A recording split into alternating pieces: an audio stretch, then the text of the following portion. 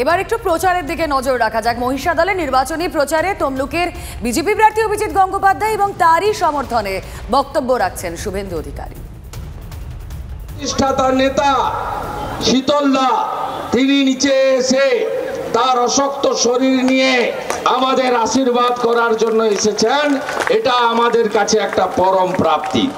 মঞ্চে রাজ্য সহসভানেত্রী অন্তরা ভট্টাচার্য মহোদয়া আছেন, রাজ্য সহসভানেত্রী শ্রীমতী নমিতা নায়ক মহোদয়া আছেন, রাজ্য সম্পাদিকা মাননীয়া শুভ্রা দাস এখানকার ভূমিকন্যা তিনি আছেন, রাজ্যের সদস্যা পুতুল রানী বেরা, শ্রাবণী দাস, বিভাগ কনভেনার রুবি মান্না, জেলা মহিলা মঞ্চার ইনচার্জ সুস্মিতা সামন্ত, কো ইনচার্জ কাউন্সিলর জয়া দাস নায়ক এবং সম্পাদিকা মহিষাদলের ইনচার্জ শিল্পা মণ্ডল এবং জেলা পরিষদের সদস্যা পূর্ণিমা দাস সহ আমার সম্মানিত মঞ্চ, আমার বোন, আমার দিদিরা এবং পদ্মা মণ্ডল সন্দেশখালী থেকে 4 জন মা দিদি এসেছেন।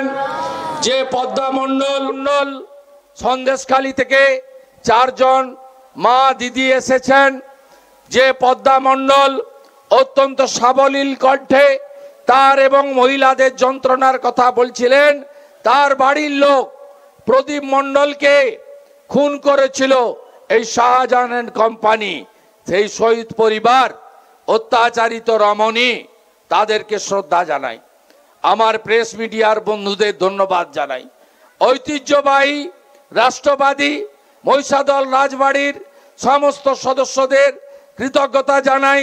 ছোলা বাড়ির এই ঐতিহ্যবাহী মাঠে আমাদেরকে তারা সভা করার জন্য অনুমতি দিয়েছেন, তাদেরকে ধন্যবাদ জানাই।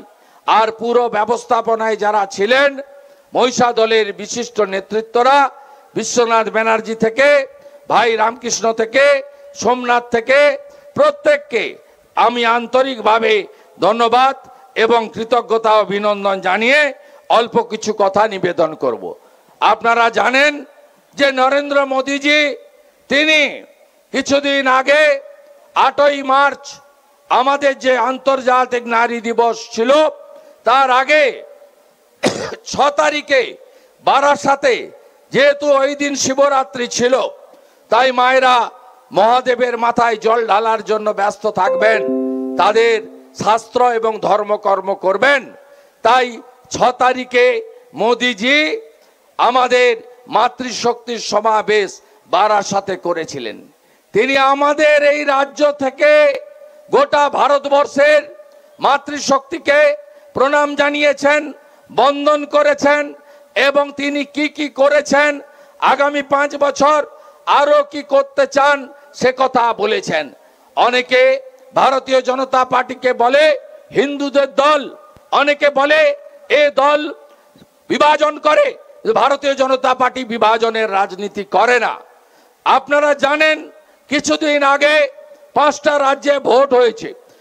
মিজোরামে ভোট হয়েছে, তেলেঙ্গানায় ভোট হয়েছে, ছত্তিশগড়, রাজস্থান, মধ্যপ্রদেশে ভোট হয়েছে।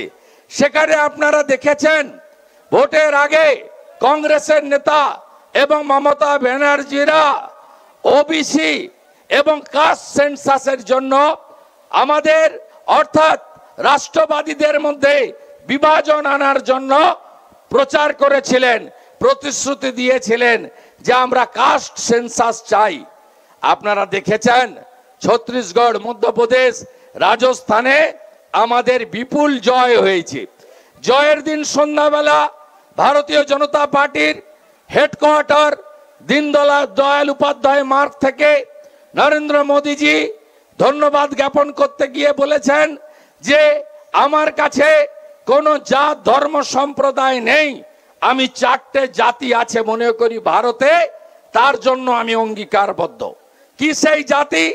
1 নম্বর হলো নারী জাতি, 2 নম্বর হলো যুব জাতি, 3 নম্বর হলো কৃষক জাতি, 4 নম্বর হলো দরিদ্র জাতি। এই 4টি জাতির জন্য আমি কাজ করতে চাই। তার কাছে আরাধ্য দেবী, সেই মায়ের কষ্ট তিনি দেখেছেন বলে তার যত স্কিম মূল স্কিম সবই মহিলাদের কেন্দ্রিক। 1 নম্বর, তিনি এসে স্বচ্ছ ভারত অভিযানে দেশে 14 কোটি শৌচালয় বানিয়েছেন, তার নাম দিয়েছেন ইজ্জত ঘর। আপনি মা দিদি বোনেদের বলুন, একটা বাড়িতে শৌচালয় না থাকলে সবচেয়ে বেশি লজ্জিত, অপমানিত এবং প্রত্যেক দিনের কষ্ট ভোগ করেন সবচেয়ে বেশি মহিলারা। মোদিজি 14 কোটি ইজ্জত ঘর বানিয়েছেন।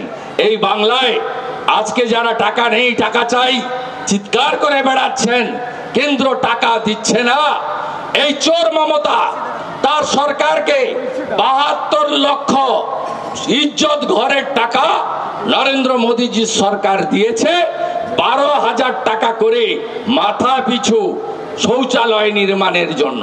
পাননি আপনারা, কারণ তৃণমূল ওটাও খেয়ে ফেলেছে।